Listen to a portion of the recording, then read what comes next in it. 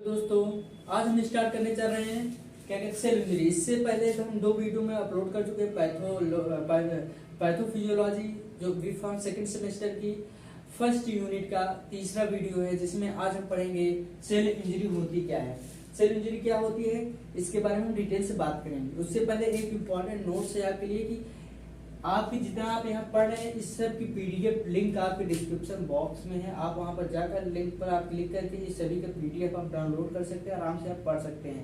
ठीक है, अगर आपको क्या कहते हैं टेलीग्राम का लिंक भी दिया होगा और डायरेक्ट पीडीएफ का लिंक भी दिया होगा। अगर पीडीएफ लिंक नहीं किसी भी कारण से नहीं खुलेगा तो आप टेलीग्राम पर चले जाकर आप वहाँ से अपने उसको अपलोड कर सकते हैं, डाउनलोड कर सकते हैं। ठीक है, अब हम स्टार्ट करते हैं। क्या होता है सेल इंजरी होती क्या है।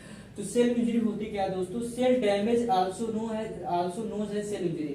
सेल डैमेज, अगर सेल किसी भी कारण से अगर वो क्या कहते हैं डैमेज हो रही है तो उसी को हम सेल इंजरी कहते हैं। सेल जो डैमेज होती है उसी को हम सेल इंजरी कहते हैं। तो cell damage also known as cell injury.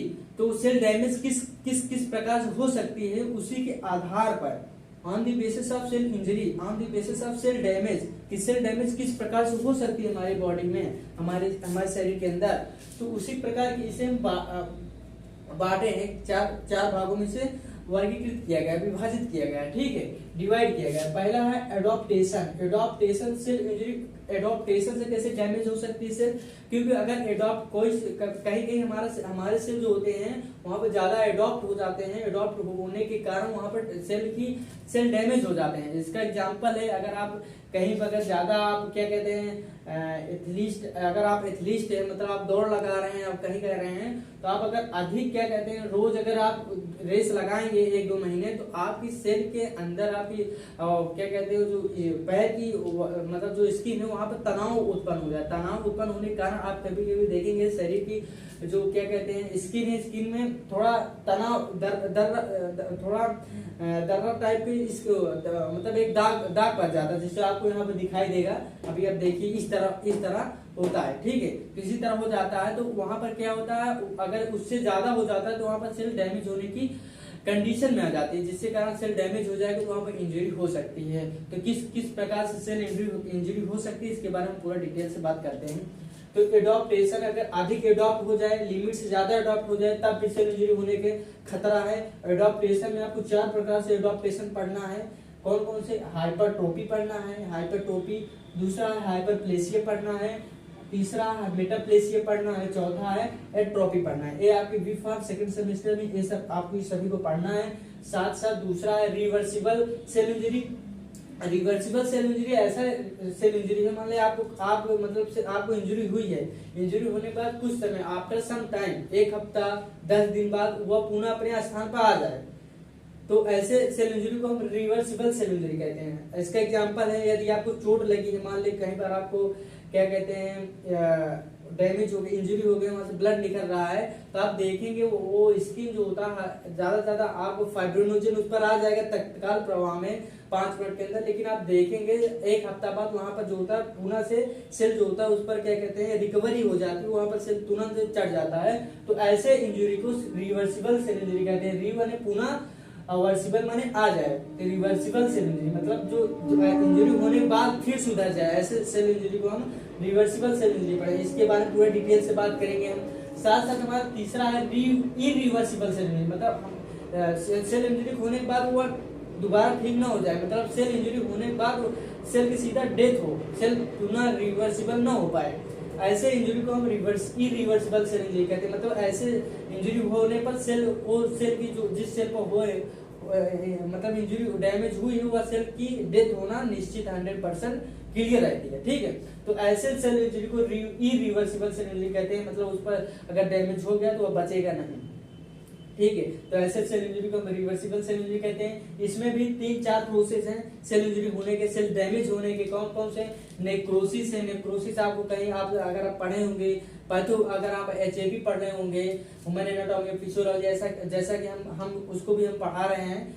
ठीक है, हम अभी क्या कहते हैं तीसरी यूनिट पर हैं, तीसरी यूनिट जो कि डाइजेशन सिस्टम और यूरिनरी सिस्टम है, उसको हम पढ़ा रहे हैं। ठीक है। तो नेक्रोसिस में सेल डैमेज किस प्रकार से होती है उसको पूरा आपको पूरा पढ़ाया जाएगा। But B pharm second semester में जो इरिवर्सिबल सेल इंजरी जो प्रोसेस है उसके अंदर का आपको दो पढ़ना है, खाली नेक्रोसिस पढ़ना है और क्या कहते हैं एपोप्टोसिस पढ़ना है। क्या पढ़ना है? नेक्रोसिस पढ़ना है, एपोप्टोसिस पढ़ना है। बाकी ये तीनों जो हैं ये आपके सिलेबस में नहीं है, लेकिन आपको जानना ये तीनों आप अगर आप बी फार्म और एमबीबीएस के दोनों में अगर आप अंतर देखेंगे तो बस यही अंतर है कि आपको कुछ चीज पढ़ाया जाता है बस शॉर्ट में पढ़ाया जाता है। यहाँ देखिए आपको इरिवर्सिबल सेल इंजरी में जो डैमेज हो जाते हैं, जो सेल डेथ हो जाता है, जो घाव तगड़ा हो जाता है, जो कि 2-3 महीने में लगते हैं बनने में, वहां पर आपको क्या कहते हैं ट्रांसप्लांट किया जाता है ऑर्गेन्स का, तो ऐसे वहां पर इरिवर्सिबल सेल इंजरी होता है। ठीक है, तो ऐसे रिवर्सिबल सेल इंजरी में आपको नेक्रोसिस ही पढ़ा जाता है और एपोप्टोसिस पढ़ा जाता है, बट नेक्रोप्टोसिस और पायरोप्टोसिस और फेरोप्टोसिस आपको नहीं पढ़ा जाता। और एमबीबीएस को ये पांचों आपको पढ़ाया जाता है एमबीबीएस सिलेबस में। यही तीनों आपको अंतर है एमबीबीएस और बी फार्म में आपको ऐसे शॉर्ट पर बता दिया जाएगा और पूरा डिटेल नहीं पढ़ा जाता। ठीक है, हालांकि हम प्रयास करेंगे आपको सब पढ़ाने का। ठीक है, अगर आप कमेंट बॉक्स में आप अगर लिखेंगे आप पढ़ना चाहेंगे पढ़ा देंगे। आपके सिलेबस सब जितना आपके सिलेबस दिया गया है आपको यहाँ तक दिया गया है। नेक्रोसिस और एपोप्टोसिस या B pharm second semester exam में आता भी है। नेक्रोसिस और एपोप्टोसिस में एपोप्टोसिस में अंतर बताइए, आपके फिक्स क्वेश्चन है ये होते हैं। ठीक है, अब तीसरा है इंट्रासेलुलर एक्यूमुलेशन। अब इंट्रासेलुलर एक्यूमुलेशन से सेल डैमेज कैसे हो सकती है इससे समझिए।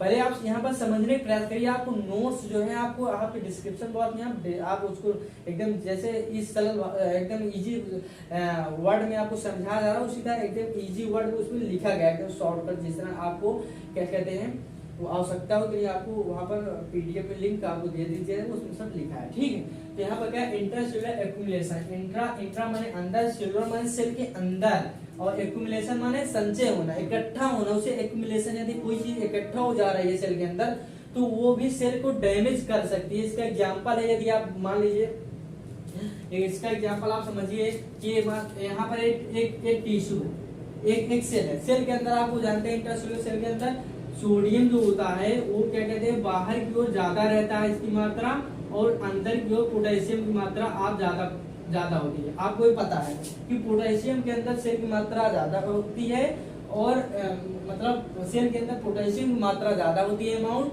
एंड सोडियम मात्रा सेल के बाहर। या सोडियम जो होता है इंट्रासेलुलर एक्स्ट्रा सेलुलर होता है और पोटेशियम जो होता है इंट्रासेलुलर होता है, आयंस होते हैं।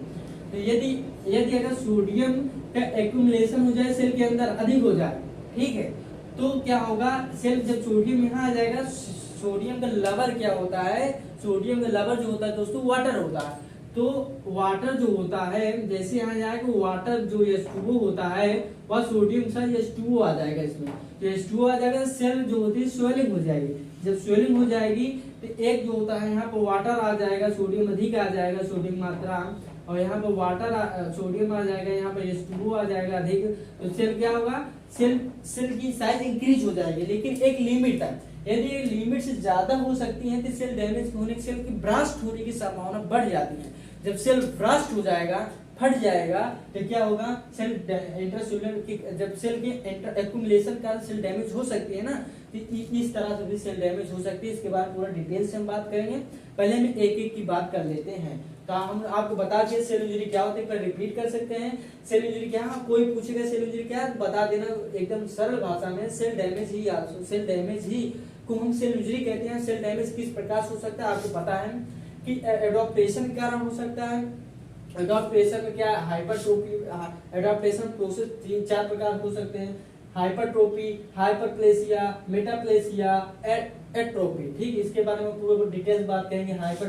हाइपरट्रोफी में कैसे एडॉप्टेशन होता है, हाइपरप्लेसियम कैसे होता है, मेटाप्लेसियम क्या होता है, एट्रोफी क्या होता है, पूरा डिटेल से बात करेंगे। ठीक है, उसके साथ साथ रिवर्सिबल सेल इंजरी में हम बात करेंगे। इरिवर्सिबल सेल इंजरी में आपको नेक्रोसिस, एडॉप्टोसिस सिलेबस में आपको दो ही दिए हैं, आपको दो ही पढ़ना है। नेक्रोप्टोसिस है, पायरोप्टोसिस है, फेरोप्टोसिस आपको नहीं पढ़ना है। साथ साथ इंट्रासेलुलर एक्यूमुलेशन, किसी सेल के अंदर किसी भी आयन की एक्युमुलेशन संचय होने के कारण उसकी साइज इंक्रीज हो सकती है। जैसा कि आपको सोडियम के लेवल के कारण वाटर आ गया, वाटर के साथ सेलिन हो गई, सेलिन लिमिट से ज्यादा हो सकती है तो सेल डैमेज हो जाएगा। और सेल डैमेज होने का आपको यही पढ़ना, सेल डैमेज तो मतलब सेल इंजरी हो गई, यही आपको पढ़ना है। तो पूरे सिलेबस कुल मिला के सेल इंजरी आपको आपको डिवाइड किए 4 भागों में, adaptation, reversible, irreversible, intercellular accumulation. आपको यही ये पूरे सिलेबस है। आपके फर्स्ट क्या कहते हैं, पैथोफिजियोलॉजी फर्स्ट यूनिट में आपको यही इतना पढ़ना है, एडॉप्टेशन, रिवर्सिबल, इरिवर्सिबल, इंटरसेलुलर। इन्हीं के बारे में पूरा डिटेल्स आपको डिटेल से बात करना है। उसके बाद ये क्या है, सोलिन कैसे होता है उसके बारे में आपको बता दिया जाएगा। और उसके बाद आपको पहला सिलेबस, पहला यूनिट जो होता है आपको खत्म हो जाएगा एकदम इजी से, ठीक है।